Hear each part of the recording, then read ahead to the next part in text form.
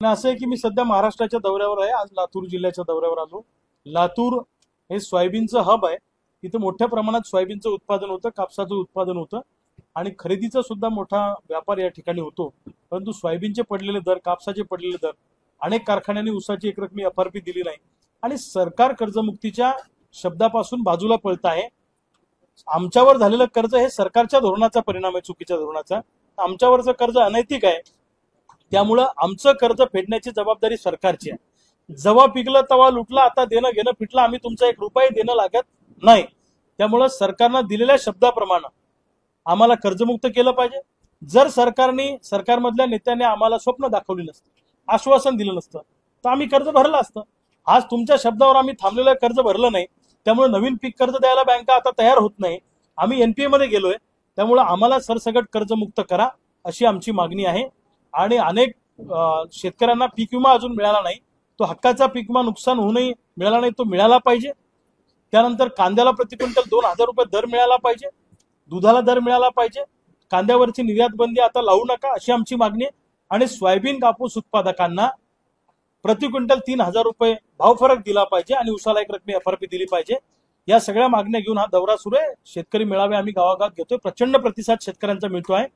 सरकारने जर का महाराष्ट्रातल्या शेतकऱ्यांना सरसकट कर्जमुक्त केलं नाही तर 15-20 दिवसानंतर या महाराष्ट्रामध्ये भूतो न भविष्यती असं आंदोलन होईल।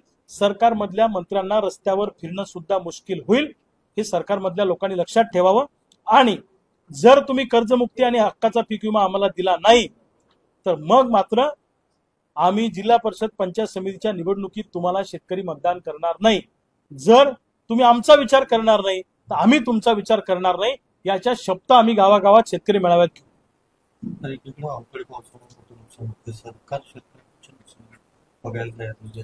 एक तर मुळामध्ये शेतकऱ्यांच्या दृष्टीनं सरकार असंवेदनशील आहे। शेतकऱ्यांना गृहीत धरण्याचं काम सरकार करत आहे। देशातल्या काही उद्योगपतींचे उद्योग तोट्यात गेले म्हणून 10 लाख कोटीचं कर्ज राईट ऑफच्या नावाखाली माफ केलं उद्योगपतींचं। मग आमचाही उद्योग तोट्यात आहे तर आमचं कर्ज का माफ करत नाही?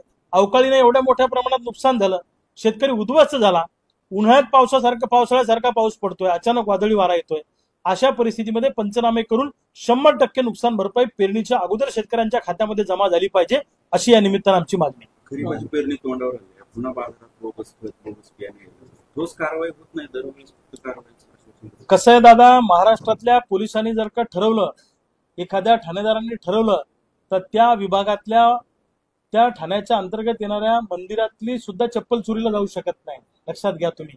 तसं सरकारने ठरवलं होतं, एक दाना सुद्धा चुकीचा बोगस बियाणे इथे येऊ शकत नाही, पण सरकारच बियाणे कंपन्यांना सामील आहे, सरकारच खत कंपन्यांना सामील आहे। लिंकिंगच्या माध्यमातून जबरदस्ती खत आमच्या माथी मारण्याचं काम या कंपन्या करतायत। सरकार त्याच्यावर कारवाई करायला तयार नाही। चोर मावस भाऊ अर्धे वाटून खाऊ, तिरी भी चूप मेरी भी चूप। सरकार सामील असल्यामुळं या सगळ्या पीजीआरच्या कंपन्या, या सगळ्या बोगस बियाणे कंपन्या, बोगस खताच्या कंपन्या या ठिकाणी यांचा काय आलाय म्हणजे सूळ आलाय, असं मोठ्या प्रमाणामध्ये या कंपन्या याचा ऊत आलाय। याला पूर्णपणे सरकार जबाबदार आहे।